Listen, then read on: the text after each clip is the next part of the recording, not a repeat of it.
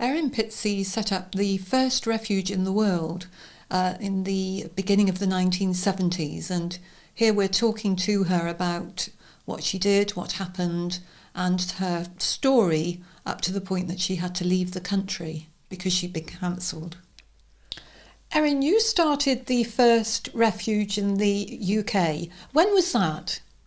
1971. And what exactly did you do? What happened? To give a history, you have to go back to really 69, when I was sitting up in bed reading The Guardian, and Jill Tweedy, who was a friend of mine, wrote extensively. And A journalist. Yes, a journalist, very well-known journalist in Yeah. the 70s. And she was writing about this amazing new movement called the Women's Liberation Movement that had been started in America by a small group of women in Washington, and then had spread like wildfire really across the Western world. And it had these wonderful promises, and one of them I remember particularly was sisterhood would be powerful, women would stop competing against each other and work together to make changes. And that just sounded fantastic. Mm. So what we had to do, you actually wrote into the office, which was off Shaftesbury Avenue, Poland Street, I think. You wrote in and you sent £3.10 to join, which is the whole of my week's money I had for food, and then they sent you sort of roneoed a thing, and it told you to go to a local meeting. So my local meeting was in Chiswick, and I remember the first time I went was the first time in my marriage I'd been out without my husband. Who was also very well known, wasn't he? He was in television, yes. Yeah. He had to babysit. And so I remember going to this very imposing house, and this woman letting me in, and walking up the staircase, and there were all these posters of women waving guns, and also Mao posters. So I was upset from the beginning, because this isn't at all what I expected. And I had a background with the Communist Party, because my parents were posted to Tien Sin, and at the time when the Mao was taking over the country, and they were actually arrested and held under house arrest for 3 years. And we were aged 11, my twin sister and myself, and we didn't see them. We really didn't know what happened to them, because there's no news coming out of China. So I see this Mao poster and think, well, what's that got to do with women? Mm. And then I walk in and I see a small group of other women like myself, all joining, and the hostess said to me, and you know, why have you come? And I said, well, I've come because I'm lonely and isolated. My husband's in television, he's away a lot, I'm virtually a single parent family. There's nowhere for us to meet and work together to make any kind of changes. All we can do is meet in each other's kitchens with our children. And I think women can do better than that. And she just looked at me and she said, your problem isn't your isolation. Your problem is your husband. He oppresses you. And I just said, hang on a minute. I can stay home and choose to look after my children. And I see that as a luxury. He has to go out to work. And I said, I can see from my bedroom window, 8 o'clock in the morning, doors opening all down Goldhawk Road, which is where I lived, and men coming out going to work. I think they're much worse off than I am, because at least my time's my own. So there was a dead silence. Anyway, I went home, and some of the women who were in the group contacted me, and we created a group. It was called the Goldhawk Group, which is the road I lived in. Mm-hmm. And they all met in my house. And to be honest, we drank an awful lot of gin and tonic and white wine, and mostly nutted. Then I had time on my hands because my children were at school, so I thought I'd going to find out about this movement. And I went up to the office, and it's a Women's Liberation office in those days. And because I was a secretary and I could type, I took on a lot of the work with answering all the letters. And very quickly I realised that this really had nothing to do with real life, because the letters would come in from desperate women all over the country, and they just rip open the envelopes and take the money. It wasn't as though it was going to be banked or anything. It was the cash they took, and then they threw uh, the the letters in a big heap in carrier bags. So I started to answer those letters, and I was so upset because I'd had this vision of a place where women could meet together with their children and share the facilities and make changes, which were really needed. The first and foremost was somewhere for women to meet each other that wasn't defined by your husband's jobs, because that's the women you tend to meet. Mm. You know, so this went on for a bit, and then there was this discussion among some of the young women who came into the office to hang out about the fact they were bringing gelignite back from France. And I remember sitting listening to this and not just saying anything. There was this assumption, of course, that we're all on the same page. And somebody mentioned Biba. Now, Biba was a great big shop in Kensington. I know. It was a lovely place, and I used to go with my girlfriends and our children. And I had bought myself this large plastic, what was it? It was to smoke. It was a sort of long holder. And suddenly, here was this plan that they were going to bomb Biba. Good Lord. I know. Why? I went home and had a terrible crisis of conscience, because, you know, any good girl, any of us know we're not allowed to sneak. I thought, I have to. But what did they have against Bieber? Well, the clothes. They were awful. They were. Because that's all to do with, you know, we weren't allowed to wear makeup. It was all showing right. off, yeah. Yes. And you're not supposed to use deodorant. Right. And so I used to remember saying, I was joking, I said, is it politics to smell? And nobody laughed. I know, I was, I couldn't. Right. But it was serious.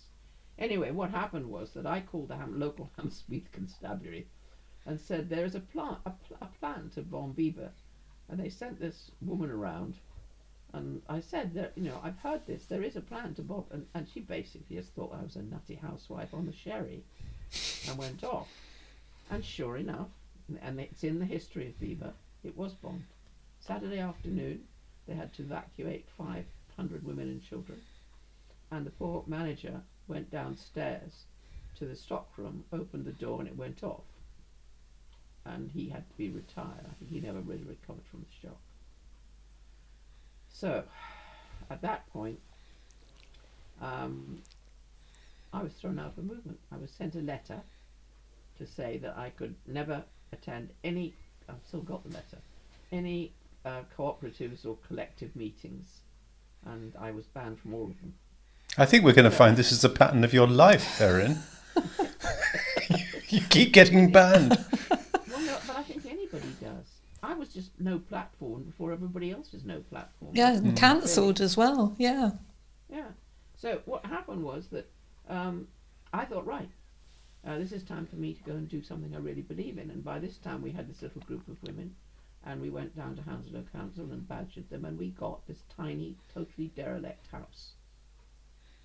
I remember when I first saw it, I burst into tears because I had such high hopes, and it was derelict. But Harry Ferrer, who was a really lovely builder, I asked him if he'd help us, and he helped us for nothing. And that was the little women's group and me. Sally was a plumber, so she was a godsend. And we put it together. How many of them were? How many in the group? 6 of us. Okay.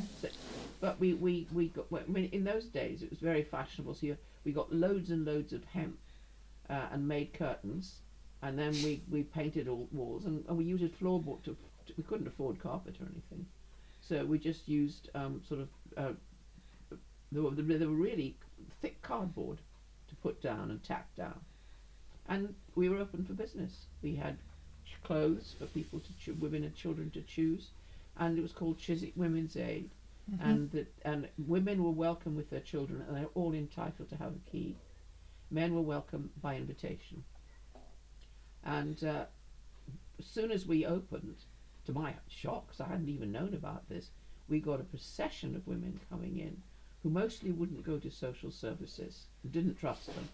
But we were a local organisation. They came in and we were inundated with problems. I mean, problems like this. So a woman's given a train ticket to visit her man, her father of her children in prison. Well, the prison so happens to be in the Isle of Wight, so she can't. Mm. You know, so that that we take up the cudgels and say, well, fine, you're going to have to pay for an overnight for her. There's no other way she can get there and spend any time with him. And all the other problems were the welfare problems, because in those days, Acton welfare, you know, Social Security Office, they treated the women like criminals. Really? And shouted at them. Oh, it was awful, absolutely awful. And they had these big perspex screens that they sat behind, and you know, and everybody else just sat in rows for hours and hours, and mothers with kids and everybody getting tired. So what we did is we got big placards, and we wrote on the placards everybody's rights, what they were entitled to, and stood outside with our placards, handing out leaflets. And then I started off inside handing out leaflets, and this little tiny man rushed up because he was the manager and said, "Get out!" And I said, "Carry me." Did he? Couldn't. You had a lot of publicity as well, didn't you, at the time, I think? Well, you had yes, from the beginning. Only the publicity started because in this tiny little house, a 2 up, 2 down outside loo, women started, just banged on the door. And in they came. And I remember the first woman, Kathy, and she couldn't go back because I got to know Wally, the husband. And I eventually, that night, she walked in, she showed me the bruises. And so I took her home that night. I couldn't leave her there because there was no one to look after her. So after that, women just poured in. I remember just saying to women on the doorstep, "How did you know about us?" And it was like, you know, it was like, I don't know, like a pheromone, I suppose. And it was an avalanche. So women were coming in and sleeping, the children sleeping on mattresses on the floor, and the women sleeping against the wall with their heads on their knees. How many people did you have there at one time? In that little tiny house, Yeah, like yeah. 56. Wow. In a two up, 2 down property? Yeah. So Goodness me. And the children slept like little sardines on the mattresses. Yeah, and we managed. The local fish shop gave us fish. The local butcher gave us free meat. The vegetable shops gave us vegetables. And we cooked a big lunch for everybody, including the people coming in for help and just other issues. And of course, it didn't take very long for Hounslow to take out the warrants for my arrest because we had no permission. No. And that's where the battle began, really. And that's where the local press came in, because the children were going into the local schools. And they were very good. Richmond and Twickenham Times saved our lives, because without their support, they probably would have been able to close us. But very soon, it became a national issue. But you can understand, because the vicar was standing up on a Sunday saying that I was a marriage wrecker. And the Catholic priest was coming in and saying to the mothers, "You have to go home, you've taken these vows." And I was kicking them out. And yeah, I mean, it was very tough in the beginning. There was absolutely no support until actually Jack Ashley heard about us.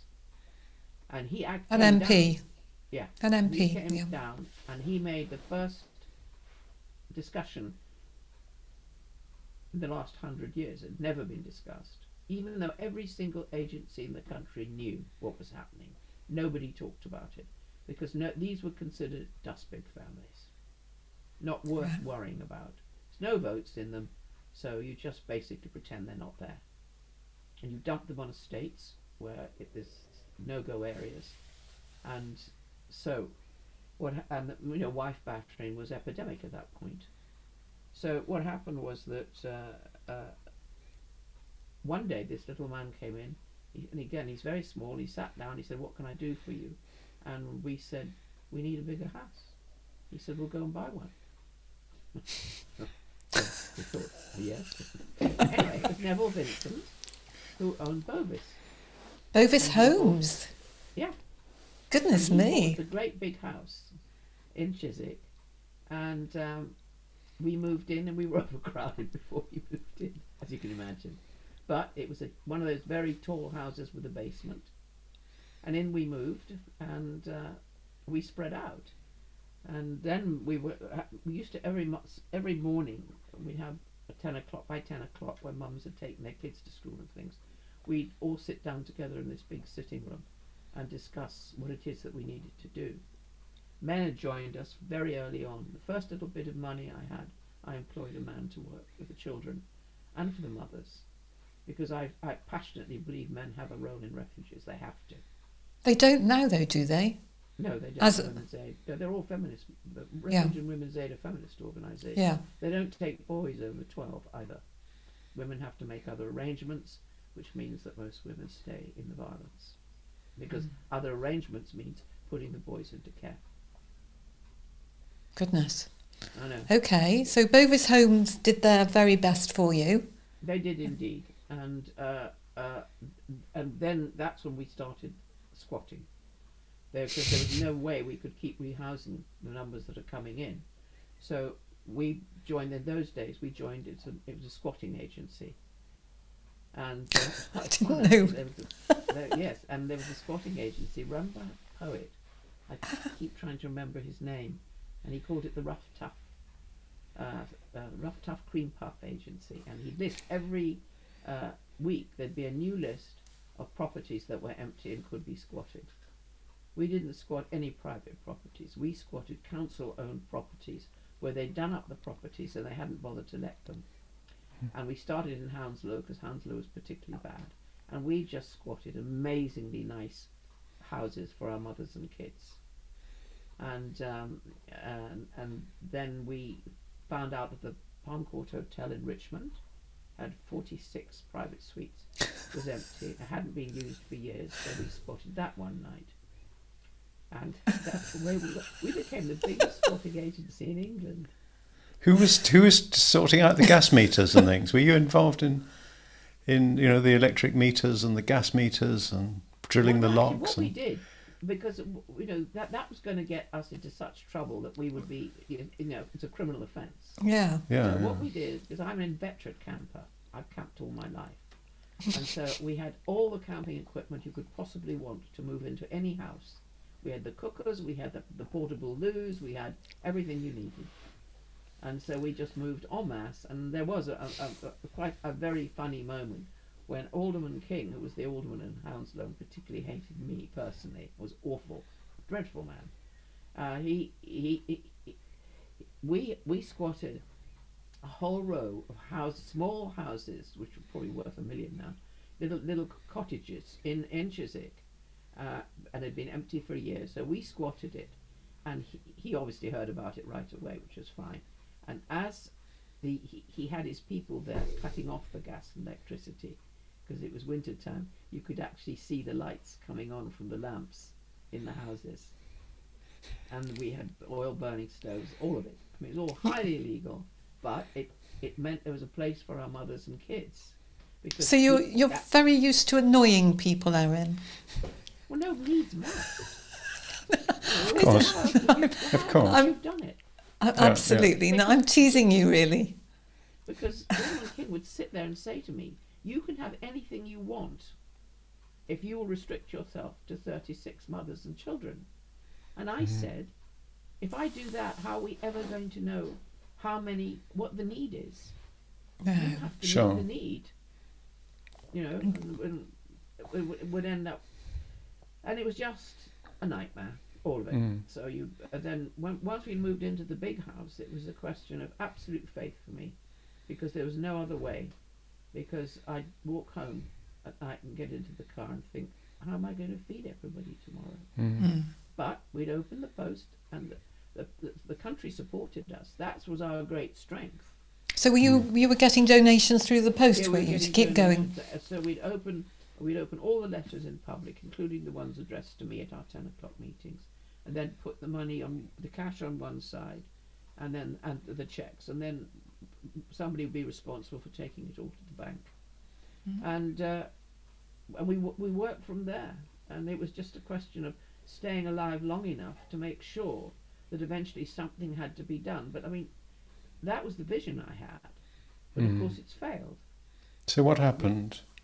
Well, what happened in the end was that in 1970 there were no refuges for the first 3 years, except mine, in the world anywhere. There was no concept.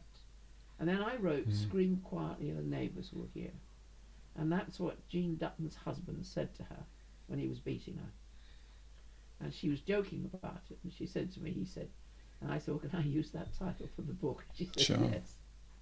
And I had a terrible time getting it published, but eventually it was published as a Penguin special.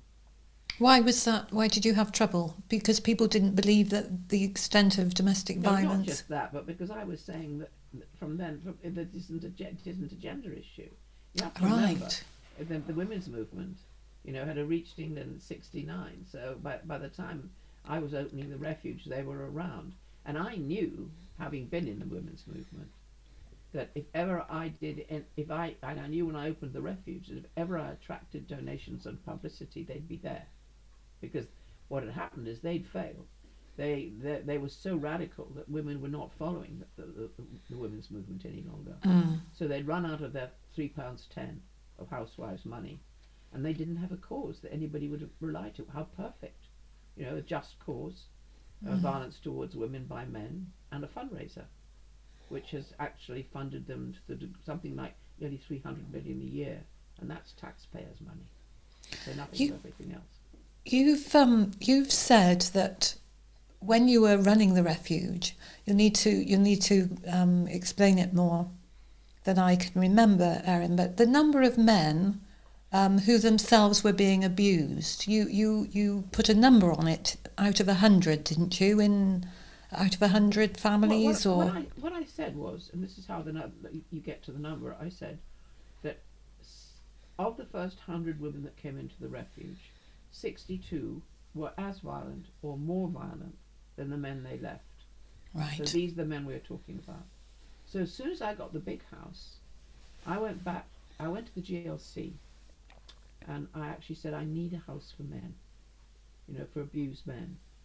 And bless his heart, because the man I've got who was going to give me the house understood what I was telling him, and he did give me a house, a lovely house in North London, a big, comfortable house.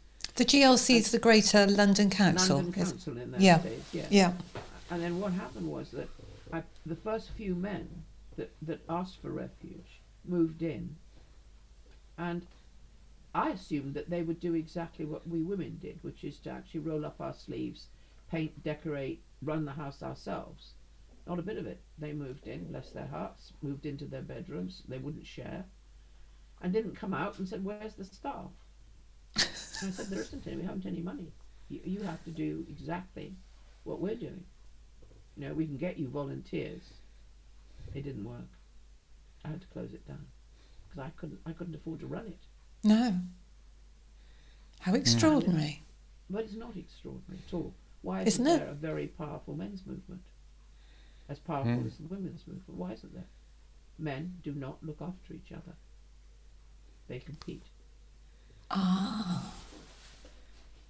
Well, men will join a gang. But Men will take care of each other.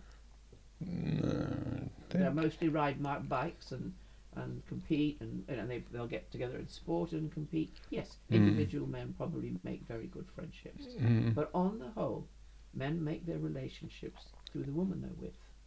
Yeah. Unfortunately, I've said this to so many men's groups. I've spoken to men's groups in America, all over the place. Just say to them, if I asked you to build me a house, you'd do it in no time. If I ask you to take care of each other and create a movement, it doesn't happen. Men are used to being chieftains, and as long as they're hierarchical chieftains, they aren't going to do. And I suppose in a way this explains why there are some people now who are struggling to get the group to actually work together, and it's then that they seem to be finding it difficult to get enough men to actually join this. When organisations try to have a men's march, you're very lucky if 100 turn up. Right. So you have to have a hierarchy and somebody in charge for it to work, and people possibly not only that. You have to remember that men are seen as weak if they can't control their partners. people laugh at them. They call them girls' blouses. Police say, well, why can't you deal with her? And it's very hard for men. It really is. And because there is no recognition, that's why I'm so passionate about the understanding that it's generational family violence. Boys are just as affected as girls. And you know, we don't do that. We just say it's men, it's men, it's men. And even in programs where men's are basically Women's Aid run men's hotlines, and if a man rings up on the hotline, he'll be screened, which doesn't happen to women. He'll be screened, and then he'll be given a number to ring, and usually what it is, it's the Duluth model. And the Duluth model has been proven to be a total failure. And it's a horrible idea. It's feminist driven, and even before a man, even if the court finds him not guilty, if he has to go on the program, because CAF loves this program, he then first starts by saying he's guilty, even if he's been found not guilty, and then he has to address his masculine privileges. But Erin, before we stray too far into the needs of men and women, it would be great just to understand what happened in the end with your refuges and the network you'd set up, or that had grown up around you. Well, it grew up, and then other the feminist movement then realised that this was a cash cow, and they began opening refuges. Right. And it stipulates on their websites, Refuge and the National Federation, that they're feminist organisations, essentially run by women. Men are not welcome. Men can't work in refuges, and boys over 12 don't come into refuges. Run by the feminist movement. There are a few others run by churches or good people, but the majority are all run by Women's Aid. And so what happened is that it was, to go back a bit, 1974, I realised other refuges were setting up, and we thought, well, what we do is to contact the emerging refuges and ask them if they'd like to come for a conference, which we were going to have in our church hall, and we could all share our experiences, because that seemed the best way forward. The one thing the mothers and I never wanted was to create institutions, because we all knew what institutions do to people. So the invitations went out, and sure enough, it was a Saturday, and the little church hall filled up very, very quickly with groups. And this woman called Jalna Hamna, who had contacted me before the conference and told me, you know, that she was planning to come, and could she come and have dinner with me, and she talked to me, and I explained everything to her. Anyway, she arrived with a posse from Liverpool, Leeds actually, and she had a microphone and a sort of sound system, and she just took over. And they start making all these propositions. Because it was so many people in, we all sat on a floor, and they were talking about, you know, what seemed to us had nothing to do with women. It sounded more like, again, the old Marxist stuff, you know, the proletariat, the working classes, and I, you know, and one woman, Jenny, who was one of the best women I've ever had, came into the refuge. She just stood up and said to them all, the only working class women you know are the women who clean your flats. So that didn't go down very well. And we just sat there going, decline, because they kept voting all this stuff, and they voted themselves into the National Federation of Women's Aid. Right. And so we all just got up at the end, because we couldn't go on listening to all this rubbish, and went back up to the refuge and sat down, and we thought, and we were talking about it, and I said, well, you know, we can either spend all our energy fighting them to stop them, or we just ignore them and get on with what we know that we have to do. So that was our decision. And really, we had nothing to do with them after that. The one helpful thing, that there were some of them were very good women who were working in the refuge and understood from their own experience. Because if violent women came into the refuge, they were very quickly kicked out. You know, Yeah. Or anybody with drugs or anybody with alcohol problems. So we did find some who, when we had women I called innocent victims of their partner's violence, we could put them into the women's aid refuges, because ours became very quickly a therapeutic community for all victims of domestic violence, men, women, and children. Yeah. Before we talk about that, how did you? Your current situation is that really you aren't acknowledged to have even started this going. Are you? No, nobody. I don't exist. You don't exist. No. How did that come about? I mean, what? How did they stop you earning, and how did they get rid of you? Because that's really a horrible way of putting it. Because they stopped you publishing as well, didn't they? Yeah. Yes, they did. Yes, they did. Mm-hmm. Well, it was difficult for people to realise, but in the sort of 70s, 80s, 90s, the gender feminism. This is a feminist ideology, that it is men who always are the abusers. Historically, men have always abused women. That's why it's called the patriarchy, which is a meaningless word. They infiltrated everywhere, because Women's Aid, having got these massive amounts of money from the government and Refuge, they both did all the training, feminist-based training, police, judiciary, everywhere. And your problem was that women could actually go and find feminist lawyers who, regardless of the truth of the situation, would actually take their partners apart. And there was no real justice in those days, and the courts really discriminated against fathers and family, and have done for a very long time. It is my opinion, family courts are completely corrupt, and fathers have a really hard time in any of those courts, including Kafka's. All the family agencies have a mouthpiece, which is gender feminism. So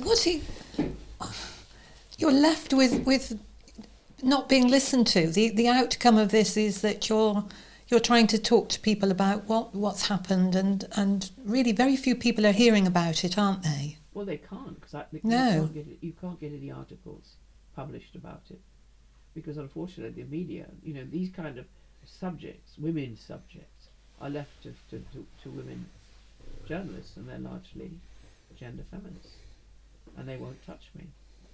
Do you still get hate mail and that kind of thing, Erin? No, not really, because I'm very anonymous. I'm 82. Right. It doesn't. It was bad before I left England. I fled England, really. I mean, because of the trouble. Really, because apart from anything else, I lost the Refuge, and I realised that the time had come to go. And actually, in a healthy way, there comes a point when you push to where you know that you have to go, because if you go on pushing, you're going to damage the one thing you're trying to protect. Yeah. So I didn't fight it. I just basically resigned, and thought to myself, I can't live within walking distance of my own refuge, because it was my life. Yeah. And I was married again, and I thought, well, fine, I'll go to America. And I thought, what I'll do, because I was worn out with trying to apart from all the looking after mothers and kids, was the fundraising, keeping it going so we could keep going, and eating and all the rest of it, and paying for electricity and stuff. So I thought, I'll go abroad. I'd written non-fiction. It was all out of print, which was no surprise, really. And I'll write a novel, and it'll have to be a bestseller, because the only money we've got, like me, my family, and I had my daughter and my grandchildren, my only money was from the sale of the house. So it was sink or swim. So I went off, and we all arrived in America. Which year was that? It would have been 1982. Right. And we hired a big camper for all of us to drive from LA, because I wanted the kids to actually see America. So we went through Death Valley and all the rest of it right up to Santa Fe. And actually, it's because there I was, carrying my toothbrush and my flannel and my towel, because you have a little block of showers when you put your camper in a camping site. And there was the lady next door. She was hiding with her 3 children. Didn't get much of a break. So, Well, what happened was then, it was such a relief not to have people picketing me and screaming at me everywhere I went. And I wrote Prone to Violence when I was there, and came back for the publishing of it, and then had to have a police escort all over England because of the threats. So nothing's much changed.